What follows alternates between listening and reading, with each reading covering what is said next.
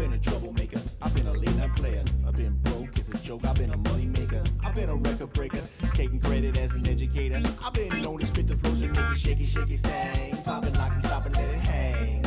Watch us as we drop this hip hop, it's like it stings. We make the whole room drop and everybody sing. We want the funk. We gotta have that funk. We kick it old school. We think we're so cool. We take it back to the past. We gonna act a fool. No jokes, the middle finger make. Hello, and welcome to Sports Buzz, a Fanatical View. I am your host, Scott D. Lewis, here live in studio, Comcast Cable, Channel 23, downtown Denver, Connecticut, on this February 6th. Hot like fire coming through with the graphics. Boy, that director keeps me on our toes. But we are here, 7 to 7:30, live. You know, we've really been doing a lot of live shows over the last, dating back to like the whole second half of last year. Yeah. I mean, we are giving the people product. We get any feedback from that? People, you know, the phone lines are open, 203-792-4101. But yeah, we're happy to do it, happy to produce, and happy to say hello to my right-hand man, Mr. Bob Broad Jr. Hi, Scott. As we hear Fatty Roots in the background. Of course, Fatty Roots always plays the music in the backdrop of the show. We had, wow, the weatherman, of course, blew it again today.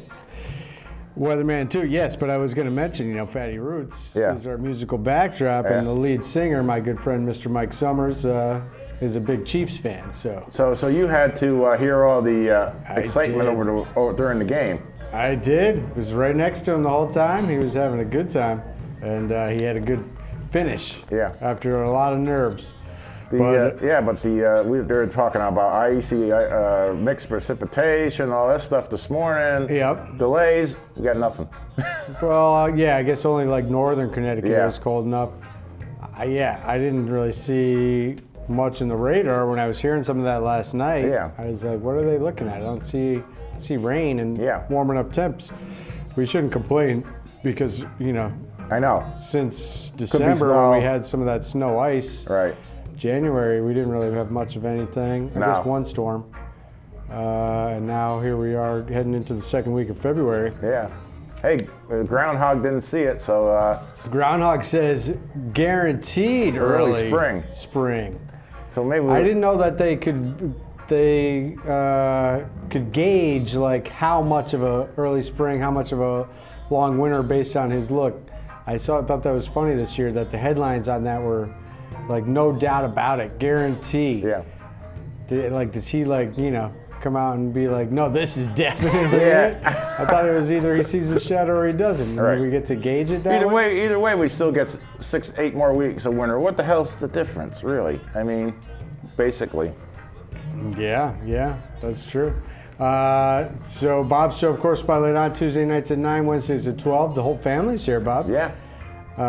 Jenna and Connor and Jolene. Jenna didn't watch the Super Bowl, it sounds like. Did Connor? No. Not into it, huh? What grade is he? He's going into ninth grade next What's year. with kids these days? Electronics. Electronics. I mean, it was one of my first sporting memories, Cowboys-Steelers, what, 75 or something like that. I was 5 years old. I remember that vividly. I'm back before that. I'm back to Super Bowl III. Super Bowl III, yeah. Yeah. So, yeah, but I mean, but the point is, as kids, I was I wanted to watch those sporting events. But the thing was, that wasn't on at night. It was always. Yeah, what time? Well, no, those Super Bowl games Yeah, but they were on earlier in the day, though. They weren't really, you know. It wasn't really a nighttime game, you know. Let's also say hello to the Met Jet maniac, Mike McFadden over there. How you doing? Traffic wasn't as brutal this week as last week. No, it wasn't. Last week was a fiasco. Yeah. No. I know 684 they were saying had a few problems tonight. Oh, really? Yeah. No, it was okay when I came yeah? through. Oh. Yeah. Mike snuck through it, and he is Thank here. goodness. Yeah. to see You you. didn't want to have to go through the goat path like last week. Speaking of Kansas City Chiefs right. fans, of course, we know our former evil director, Kevin Gallagher, is a big Chiefs fan. I want to plug the fact that I am on his show this week, Friday night. Do we have that official? Is his show 9 to 10, I think? I believe so. I know it's an hour now instead of a half hour. 8:30 8:30 to 9:30. 9:30. Okay, thank you, Candy, giving us the correct time. So Friday night, we will be previewing the Oscars, an hour-long fireside chat with one Kevin Gallagher in his new home studio. and Actually, Kevin more of coming a here kitchen next table week? chat. Huh? Is Kevin coming here the following week? And Kevin will be here next week, and he will be gloating over his Chiefs winning, and we will be talking about what happened at the Oscars and maybe some other stuff. All right, we will get to the Super Bowl in a minute, but the big NBA trade deadline was today, so we're going to talk about a baseball trade. Yeah. Stole the thunder from the NBA trade. Mookie Betts going to the LA Dodgers. So let's just ask you guys, if you had, by the statistical measurement Right. and really by the eyeball test too, the second best player in the game at the age of 27, would you be looking to trade him? Not necessarily. I would rather keep him until he got to be like 33, 34. Homegrown talent. Yeah. Came up through your system. A guy that sneaks out into the community after games and, does a lot with feeding the hungry and all that stuff. Right. Overall, just a great ambassador for the game. MVP, should have been a two-time MVP. Right. One-time MVP, led them to the World Series title last 2 years ago. Mookie Betts, So who dealt went to the Dodgers. Who went to Boston? Nobody I ever heard of. I don't know, some prospects. Two Yeah. prospects. And now, although the physical on one of those guys came up no good, so they got to actually work that out. But David Price goes in the deal too. He's gone. I don't even know who the Red Sox are about at least two guys short of a starting five right now. They don't have a closer. They don't have a setup man. They don't have a manager. That's what I was going to. That And was they my don't have next a leadoff question. hitter. Do we have any prospects on a manager? I would say I would like to hereby announce my resignation from Boston Red Sox fandom. I will be done with them, at least for this year. I'm going to take the whole summer off. I'm out. Hey, wait a minute. You could slide over to the dark Mets? side here and Well, and you get guys to the got your Mets own side. problems with your Mets deal not going down. Yeah. Don't you let that deal go down. You're right Yeah, about What's the that. latest on that? gone. Mike, you got any inside info on this? Is this deal not happening? It's not going to happen. No. No. Is there a backup plan? No. No. Have a fire sale. Jeff Wilpon is the problem. Yeah. Is he the one holding it up? Well, he wants which doesn't make any sense. If the guy is going to buy the team, obviously the guy is going to want to bring his people in, and Right. some of his people to run the team. You can't continue to run the team if you have a new owner, And especially when he's And he going to be wants running do it, yeah. 85 to 90% of the team. Why would you want to mess that up? Exactly. I don't know. Interesting with the Dodgers and the Red Sox this past decade. They bailed the Red Sox out by taking on Carl Crawford. Right. And, Agon was part of that, Adrian Gonzalez. They ended up bailing them out with Josh Beckett, and they took Manny Ramirez. Now they get Mookie Betts, And which should be Price. their best one out of the whole trade situation. I mean, what was- Although what Manny, was- don't what was forever Price's, forget, Manny's really lit up that Dodger crowd for a little while there. What was Price's record last year? He barely pitched. Yeah. I mean, that was one of the big problems with the Red Sox. Their starters never pitched. And when they did, they were no good. But the plan was they had all maxed out for the World Series. Yeah. Last year, don't push these guys, let them recover if they got some nagging injuries, and then come back this year strong. But that's not going to happen. So the Red Sox are in complete disarray. It reminded me of when Roger Clemens left. Yeah. I called my dad at work that day and said, "That's it. I'm done. This is your team. I don't want any part of it." At that time, I said, "They'll never win." I don't know. about At least the only thing you can hang your hat on as a Red Sox fan is they never hold on to their players. When they won in 2004, they got rid of a bunch of players. When they won in 2007, they got rid of a bunch of players. In 2013, they got rid of players. And Hey. they've always come back to win. And they get rid of general managers and coaches too, which they've done. So I don't know. How many times are you going to do that? Well, they've I done don't it like it. over the course of the years. They've done it quite a few times because Boggs left Yeah. the Red Sox, went to the Yankees. Damon, Yep. Ellsbury, nobody was upset about that. No, nobody was upset when he left. But yeah, they don't hold on to their players. And as fans, you're just held hostage in the whole situation. Look at you have look no at Pedro. say in anything. Look at Pedro ended up with the Mets. Yeah, I mean, Derek Lowe clinched the division, the championship, and the World Series. They never even called him. No.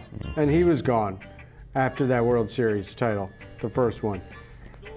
You know, but that's really just a short list. Right. Because you could go on and on. Well, wait a minute. We can go to number one. What was the worst trade? Well, selling Babe Ruth to the Yankees. And, of course, everybody wants to draw up that comparison. 100 years ago, the Red Sox won in 1918. Right. Then they cursed themselves. They won in 2018. Are they cursing themselves? I don't know. It's ridiculous. NBA trades. So how about your Knicks there, Mike? Trading the GM right before the trade deadline. Oh, yeah. Firing the GM. Firing the GM. What kind of move is that? I like the move actually because he wasn't doing the job. Their record, I think they were close to 200 games under 500 with him as the general manager. They've had these weird blips this year, though, where this week alone they had 2 good wins. But they've had some strange blips on the season where they've had some decent wins, but just interesting that they do it now at that time. Overall, maybe it's good for him to be gone, especially if they end up getting the Raptors GM, which I don't know if that'll happen, but that's what they're hoping. They trade Marcus Morris to the Clippers, and that trade turns into a 3-team deal as the Wizards get involved and send Isaiah Thomas to the Clippers as well. The Knicks get Mo Harkless in a 2020 pick. I think that might be 2020 pick's not going to be worth anything because the Clippers are going to be one of the top teams. Oh, yeah. They're going to be How about this set. one? Andre Iguodala, who was traded from the Warriors to the Grizzlies and then held out. He hasn't played a single game this year, all while getting paid. Right. How does that work in the NBA? He gets traded to Miami, holds out again for a 2-year extension, and they give it to him. I think this is a terrible trade for both teams. Miami has been a surprise. They trade Justice Winslow, Dion Waiters, of course, he hasn't been playing, but James Johnson. Remember when they drafted Winslow? I mean, he's a good all-around player. And then the Grizzlies, who've been red hot and a real surprise, trade Jay Crowder, who's a great team guy, and Solomon Hill. I don't see why the Grizzlies want to bust that up. Get rid of Iguodala, of course, because you're paying him to sit. But throw in these other guys, I don't like this for either side. Right. Andre Drummond, former Husky, does not go to the Celtics. He goes to the Cavaliers, who are a terrible team. Why are the Pistons and the Cavs making a trade? Shabazz Napier, also former Husky, who was part of the 12-player deal the other day that involved the Wolves, Houston, Atlanta, and Minnesota, and Denver, ends up now going from the Nuggets to the Wizards in the end. A whole bunch of other players involved in that, but whatever. Napier, former Husky, is in D.C. now. And then the former Net who went to the Warriors, D'Angelo Russell, ends up going to the Timberwolves after they got crushed by the Nets the other night in his return. For former number 1, Andrew Wiggins.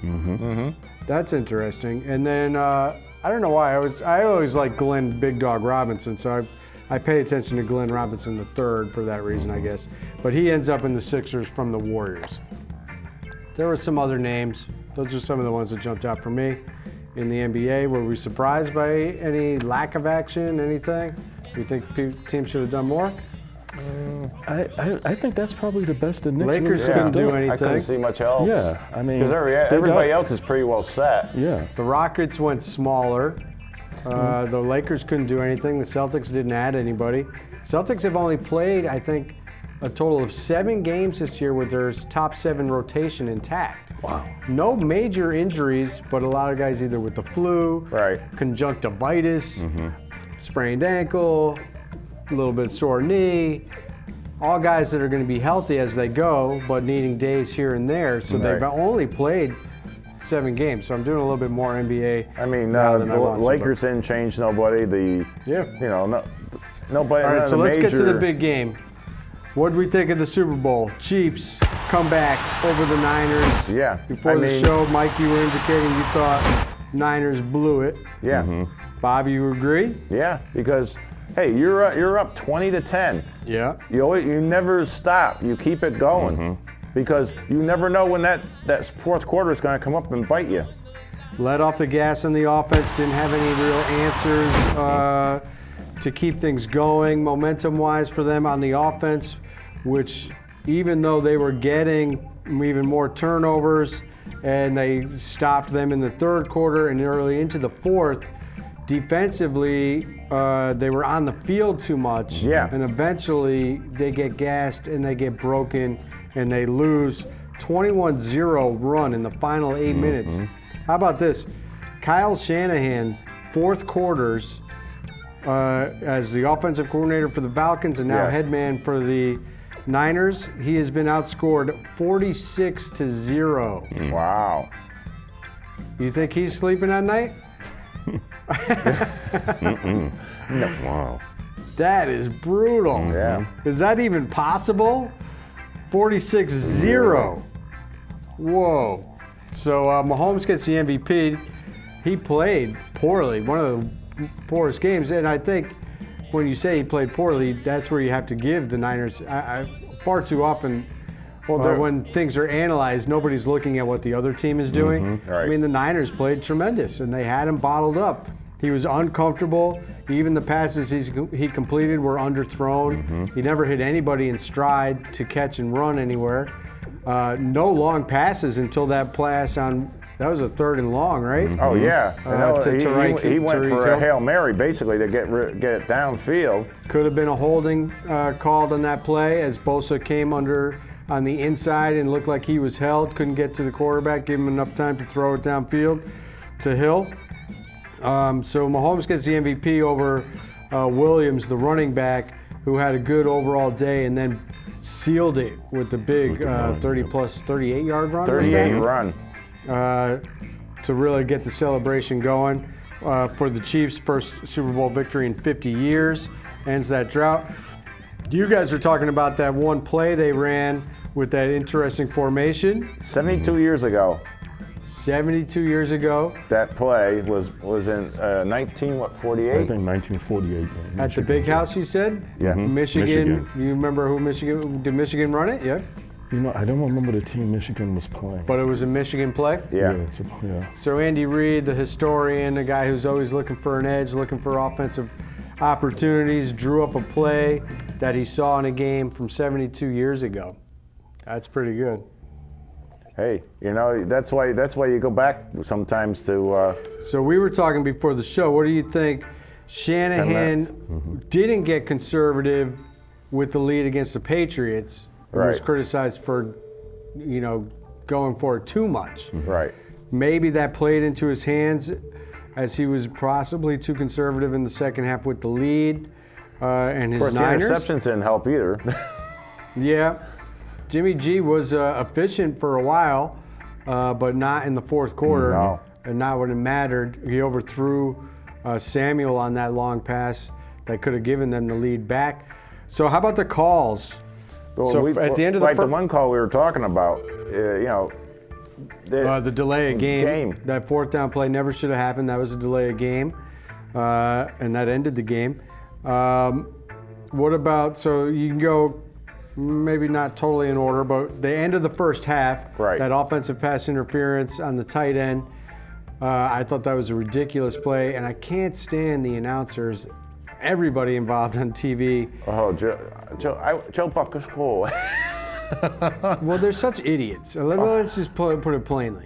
The first replay they show is the entire play. Right. And you can see the defensive player grabs the tight end's arm, and then Right. there's arm jockeying, which leads to the, possible push-off. Then the continued replays are after that are just the end of the play, Right. where they're cueing in on the arm, and is Right. it extended? Is he pushing off? And everybody's saying, well, it's extended, it's pushing off. They're looking at that. Look at the entire play. Right. You can't just look at the last clip of it. Right. It infuriates me. So I thought that was a terrible call, and that took 3 points off the board. They would have kicked a field goal there.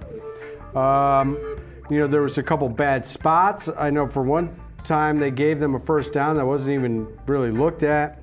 There was that non-hold I just mentioned. Offsides on the Niners was blatant, that was not called. Right. And then what about the touchdown that gave the Chiefs the lead? Yeah. This doesn't seem complicated to me at all. They're looking to see if he breaks the plane. I'm looking to see the fact that he stepped out of bounds at the one. When you replay that, you know, from the angle they kept showing, it looked like he was out of bounds. Well, he definitely stepped out at the one, but they're like, did he break the plane before he stepped out? I don't particularly care. Right. If you step out at the one, I think that's it. Right. I think once you have both feet in, that's not considered a touchdown. We shouldn't have to deal with this nonsense. They make it all so complicated with the views and the angles and the fraction of a hair. How about you just look at the fact that he's stepping out of bounds at the 1 yard line? Right. And that should not be a touchdown, which then leads to Kansas City has to make a fourth down decision. Do they tie it with the field goal, or do they still go for it on fourth down there? That's huge. Right. I mean, this is the Super Bowl. Oh. So I don't like that at all with the bad call. So how about halftime as our director there, El Diablo, DJ Malo, snuck in a Shakira pick already. Yeah, Yeah. Oh, he's talking about tight end, well, that's why he put her on. All right. As we said, DJ Malo. Yeah. So Shakira, I thought really went for her. I thought she was much better than J-Lo. I liked the fact that they completely committed to like the Miami music sound, the Latin influence there. And here's one of the guys who performed. David had the insight on this. These guys. Bad Bunny. Bad Bunny, bringing these other guys in with both her and J-Lo. They were great, really livened it up even more. But I just liked her energy, her passion, her emotion. She just put it all out there, literally and figuratively. And, you know, it was a good show. And I liked the fact, because remember last year, everybody complained about the fact that Atlanta has this great music scene. Right. And they turned their backs on it. And they didn't really capitalize on that sound. And here in Miami, they capitalized on the Latin sound, that whole thing. J-Lo, I mean, she was okay. I definitely thought Shakira was better, for sure. I thought J-Lo was more of a, performance, and Shakira was more of a musical act. Yeah. And I just thought she was great. And then commercials, I thought after... My favorite one was... Bill Murray? Bill Murray. Yeah, that was my favorite one too, especially since it was Groundhog Day. Yeah, that was great. But I just got my overall sense as the game was going on was like, wow, there are actually some entertaining commercials this year. Right. Because in recent years, it seemed like nobody was even trying anymore. Right. I really felt like the last 2 years, especially, was a real letdown commercial-wise. It didn't seem like there was much at all. And this one, just the general feel while watching the game was. I was paying attention because there was like some funny things. There was big name actors. There was good comedy bits. There was everything going on. So overall, I think Super Bowl was a big success this year. Good game, good comeback, good feel, good story. We'll see what happens next year. It'll be 55, double nickel. Oh, double. Okay, well, we'll see. But that'll be next year. So I guess we put to bed the NFL season now. We're going to move on. Let's go right to the scores of the week. Tyler not here. So I'm going to have to do it again and see, I don't want to upstage him too much, but I just can't give a bad performance. Well, we're like Shakira. Like we were talking about before the show, right? What's that? The at the end of, what was the movie? Oh, yeah. Well, the Fletch. I feel like Fletch, he doesn't read my material that well anyways. Let me finish that. All right, Super Bowl score was Chiefs rally past Niners 31-20. NBA actions. Celtics run win streak to 5 victories with victories over Orlando 116-100, Hawks 123-115, and a blowout of the Sixers 116-95. Brick City, Knicks run past Pacers 92-85 and outlast Cleveland in OT 139-134. Nets set the Suns 119-97 and tell the Warriors not to come out and play 129-88. Raptors rally by Pacers 119-118. Rich Creamy Nuggets tune out the Jazz 98-95. The Clip Joint cools off the Heat 128-111. Philly takes vacation in South Beach, loses 137-106 to Miami. Portland blazes trail through La La Land 127-119. D-Mavs down Indiana 112-103. In college hoops, Huskies tamed by Tigers 70-63 in Memphis. CSU runs by the Rebels 95-77.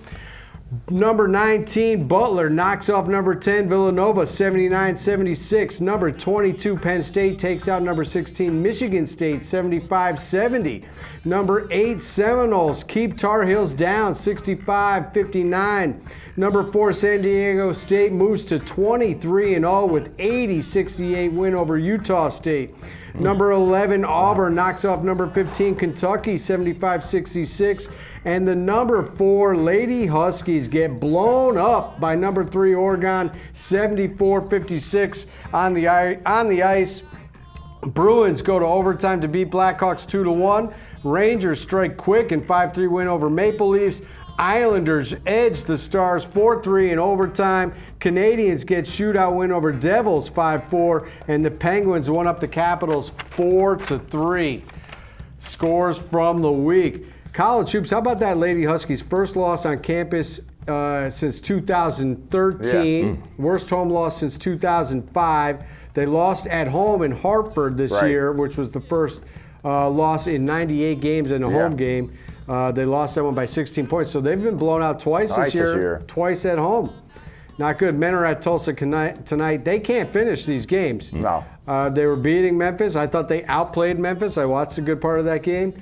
They can't finish. Is that a coaching problem? I think so. You lose this many games in the final 2 minutes, the coach has to do something about that. Yeah.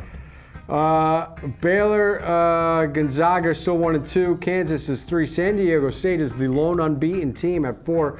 Why is Auburn at 20-2? There's a bunch of teams with 3 and 4 losses in front of them. Auburn's not even top 10 at 20-2. We were talking about number all 11 before the game, before we started the show, right? What's that, my CSU Rams? Yeah. CSU now won 3 straight, 8 of 9. They moved to 17-8, second in the Mountain West at 8-4 overall. I don't know. If we're not here one of these weeks, that means I decided to make a quick road trip out so I could join the Moby Maniacs at Moby Arena in Fort Collins. I'm feeling like I need to make a trip. CSU's playing some good basketball. As we said, I have no faith in the system because last time they had a great season, their best ever at like 25-7. They didn't get into the big dance because all these mediocre teams from the Big Ten got in. And So the we will be live Big 12 next week and again. the SEC and all that, they get the power rankings. Live next week? Live next week. I don't know. You're the producer, Bob. You tell us. Yeah, we're still on track for. We're rolling. All right, we'll be back next week, and we're done with football. We'll just keep moving on. Pitchers and catchers. Pitchers right? and catchers start next week. All right. Thanks for So tuning in. We'll See get you into next that. time.